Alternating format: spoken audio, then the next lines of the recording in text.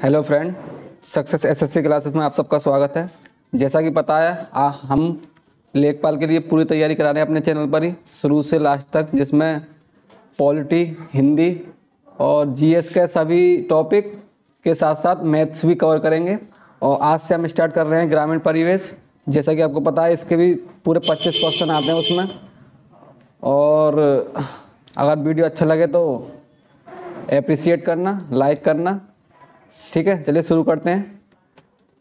ग्राम सभा एवं पंचायती राज। सबसे पहले हमारा टॉपिक रहेगा पंचायती राज है क्या है, इसके बारे में जानेंगे। ठीक है, गांव। सबसे पहला गांव। अब गांव क्या चीज़ होती है, जैसे आपको तो पता ही है गांव, लेकिन इसके लिए थोड़ी सी एक परिभाषा बना दी है मैंने। क्या?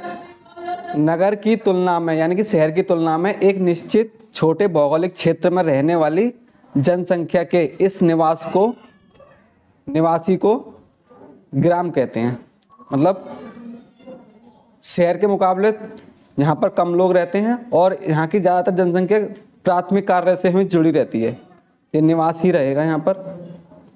जैसे कृषि कार्य और पशुपालन हो गया, कीट पालन हो गया, बागवानी हो गया आदि। तो देखिए, जब दो परिवार मिलते हैं किसी भी गांव के, तो दो परिवार या दो से अधिक परिवार से मिलकर एक गांव बनता है। और जब दो या दो से अधिक गांव मिलते हैं तो उसको ब्लॉक बोलते हैं हम। और कुछ ब्लॉकों को मिलाकर तहसील बनता है, और तहसीलों को मिलाकर बनता है जिला, और जिला से मिलकर बनता है मंडल, और मंडल से मिलकर राज्य, और राज्य से मिलकर देश। ये बहुत ही बेसिक बातें हैं, ये आपको पहले से ही पता होंगी। चूँकि हम इसमें बेसिक से लेकर एडवांस तक सब कुछ कवर करेंगे, इस वजह से मैं सब कुछ लेकर चल रहा हूँ। ठीक है, आइए जानते हैं पंचायत के बारे में। स्थानीय स्वशासन। पंचायत को हम स्थानीय स्वशासन भी बोलते हैं, इंग्लिश में लोकल सेल्फ गवर्नमेंट। ठीक है, अब लोकल सेल्फ गवर्नमेंट क्या होता है इसके बारे में जानते हैं। जिला एवं ग्राम स्तर पर इस प्रकार का शासन जिसमें राजनीतिक शक्तियों का विस्तार आम आदमी के हाथों में होता है, जिससे वे अपनी किसी भी प्रकार की समस्या का निवारण स्वयं कर सकें, उसे ही स्थानीय शासन कहते हैं। जैसे कि जितना भी पंचायत स्तर पर काम होता है वो सीधे आम आदमी के हाथों में ही होता है, और उसी को हम स्थानीय स्वशासन या फिर पंचायत कहते हैं। ठीक है, अब स्थानीय स्वशासन दो प्रकार के होते हैं मेनली। पहला शहरी स्थानीय स्वशासन, जिसे इंग्लिश में अर्बन लोकल सेल्फ गवर्नमेंट बोलते हैं। दूसरा ग्रामीण स्थानीय स्वशासन। देखिए, हमें ग्रामीण, क्योंकि हम ग्रामीण परिवेश पढ़ रहे हैं तो हम ग्रामीण स्थानीय स्वशासन के बारे में ही पढ़ेंगे। ठीक है, तो देखिए इसमें कुछ महत्वपूर्ण पॉइंट हैं। क्या क्या हैं? ग्रामीण स्थानीय स्वशासन को ही पंचायती राज कहा जाता है, ये मैंने बता ही दिया। भारत में पंचायती राज लॉर्ड रिपन 1880 से 1884 इनका शासनकाल था। लॉर्ड रिपन का, इनके शासनकाल में ही आया था, और लॉर्ड रिपन को ही पंचायत का जनक माना जाता है हमारे देश में। ठीक है, और बाद में इनको संवैधानिक दर्जा भी दिया गया, और जिसे हम नीति निर्देशक तत्व में रखते हैं। इसके लिए एक स्पेशल आर्टिकल भी है, अनुच्छेद 40 के अंतर्गत पंचायतों का गठन होता है। ठीक है, चलिए आगे चलते हैं। देखिए, पंचायतों के लिए वैसे तो हमारे देश में बहुत सारे कार्यक्रम चलाए गए हैं, उनमें से कुछ विशेष कार्यक्रम हैं जिनके बारे में हम आज चर्चा करेंगे, जो कि एग्जाम के पॉइंट ऑफ व्यू से इम्पोर्टेंट भी हैं। चलिए बढ़ते हैं आगे। सामुदायिक विकास कार्यक्रम, जो कि अक्टूबर 1952 में तत्कालीन प्रधानमंत्री थे उस समय पर जवाहरलाल नेहरू के द्वारा शुरू किया गया था। इसका उद्देश्य क्या था? देश के आर्थिक विकास एवं सामाजिक पुनरुद्धार के प्रति जनता में रुचि पैदा करना तथा उसकी भागीदारी को बढ़ाना, यानी कि जनता को जागरूक करना ही इसका मेन उद्देश्य था। लेकिन यह कार्यक्रम असफल हो गया, क्योंकि देखिए, जब तक हम किसी के बारे में कोई कानून वगैरह नहीं बनाएंगे तो वो ज़्यादा दिनों तक चल नहीं पाता। इस वजह से ये सामुदायिक विकास कार्यक्रम जो है ज़्यादा चल नहीं पाया और असफल हो गया। लेकिन यह कार्यक्रम असफल हो गया, इससे तो बता दिया मैंने।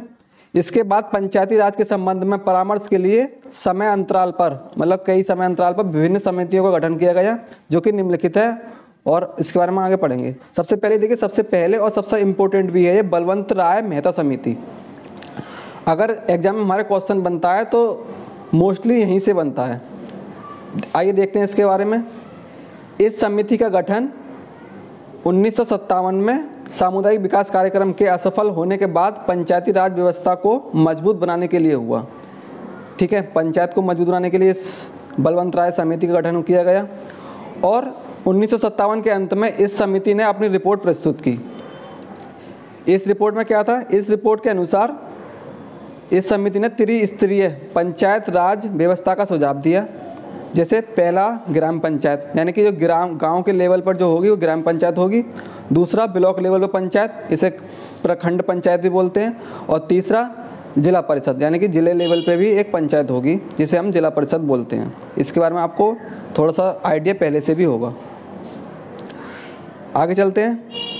राष्ट्रीय विकास परिषद ने 12 जनवरी 1958 को बलवंत राय मेहता समिति को स्वीकारा।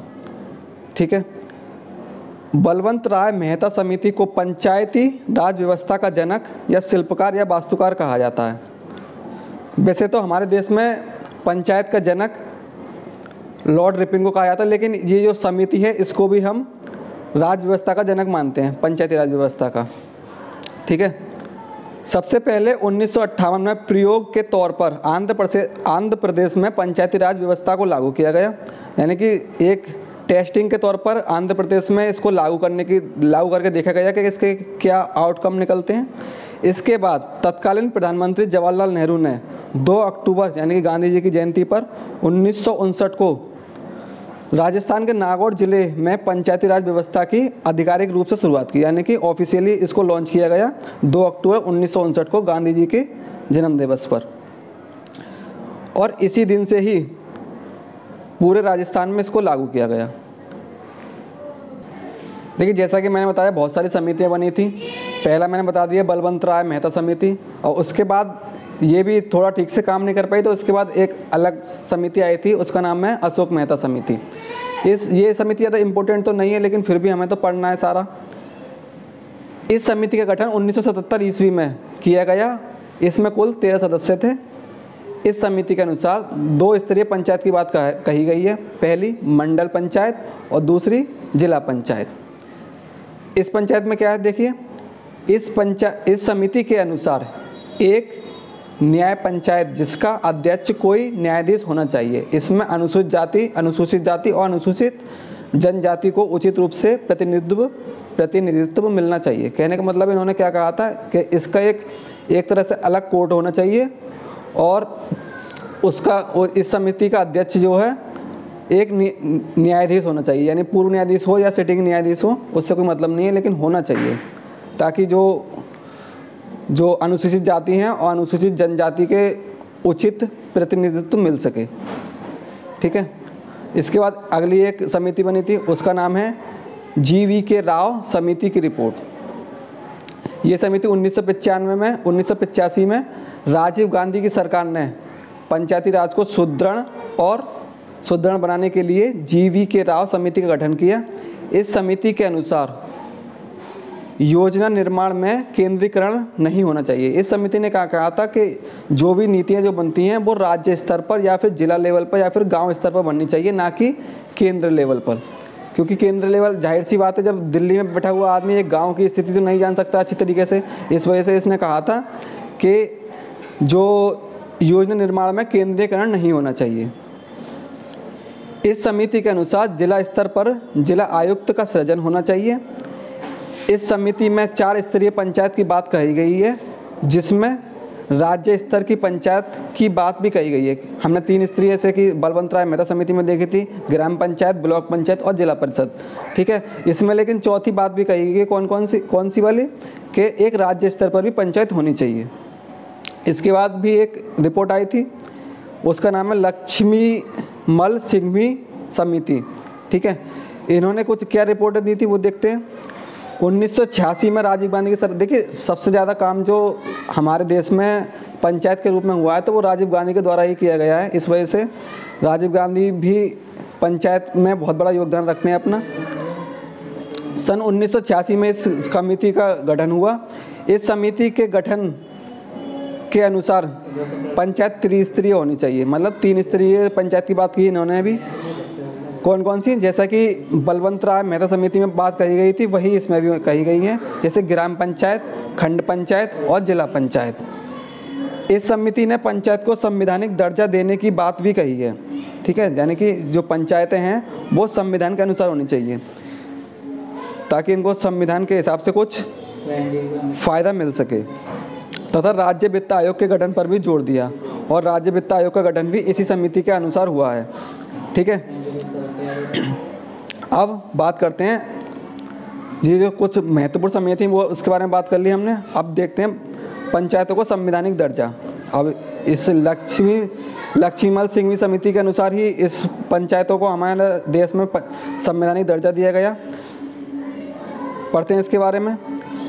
73वें संविधान संशोधन अधिनियम के अंतर्गत पंचायती राज को लोकसभा तथा राज्यसभा से 20 अप्रैल 1993 में तत्कालीन राष्ट्रपति शंकर दयाल शर्मा की अनुमति और तभी से इसको एक पंचायती राज को संवैधानिक दर्जा मिल गया।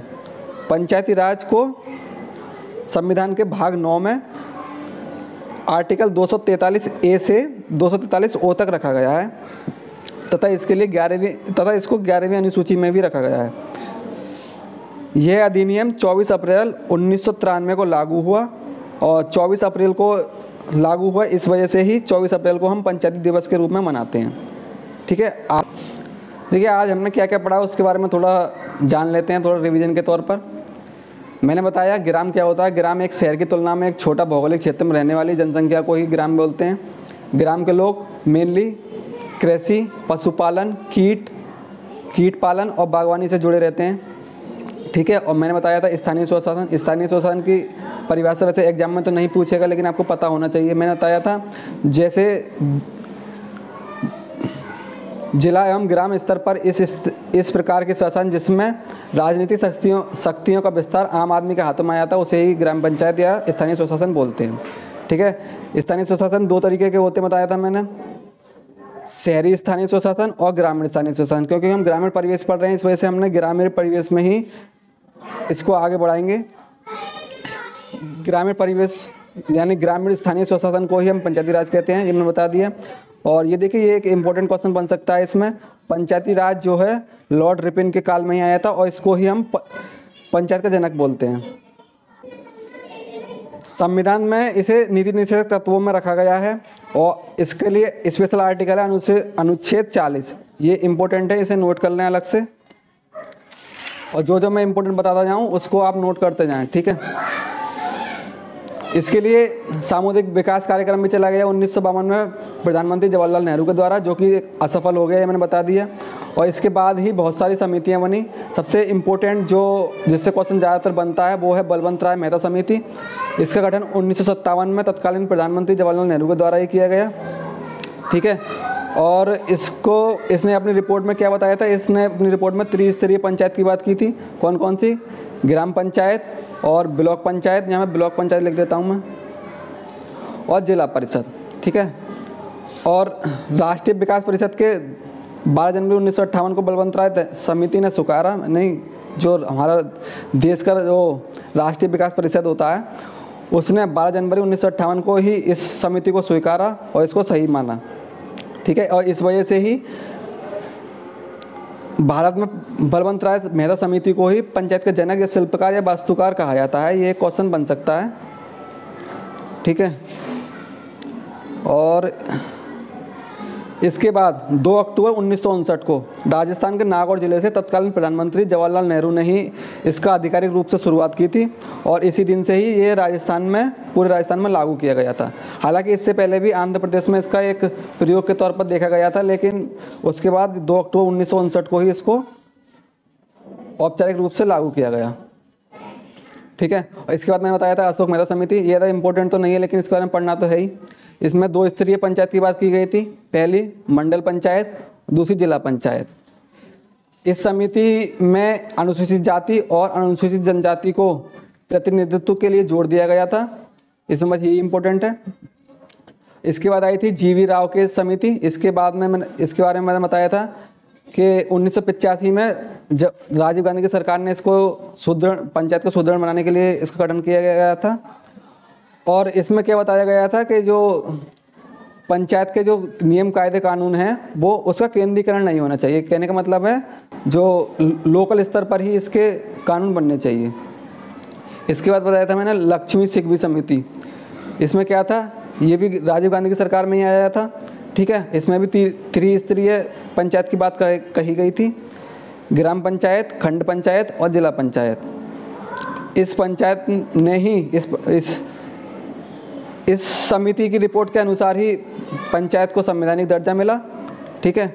और राज्य वित्त आयोग का गठन भी लक्ष्मी सिंघवी समिति की रिपोर्ट के अनुसार ही हुआ, और इसके बाद ही हमारे पंचायतों को संवैधानिक दर्जा मिला। 73वें संविधान संशोधन अधिनियम के अंतर्गत ही पंचायतों को संवैधानिक दर्जा मिला, और 20 अप्रैल 1993 को तत्कालीन राष्ट्रपति शंकर दयाल शर्मा की अनुमति मिल गई, और इसके बाद 24 अप्रैल 1993 को हमारे ये पूरे देश में लागू हो गया, और इस वजह से ही 24 अप्रैल को हम पंचायती दिवस के रूप में मनाते हैं, ठीक है। आज की वीडियो में हम इतना ही रखते हैं, इसका नेक्स्ट पार्ट जल्दी ही आएगा।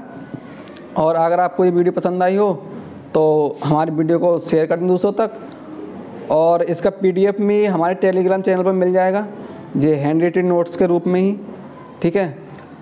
तो चलिए मिलते हैं नेक्स्ट वीडियो में, धन्यवाद।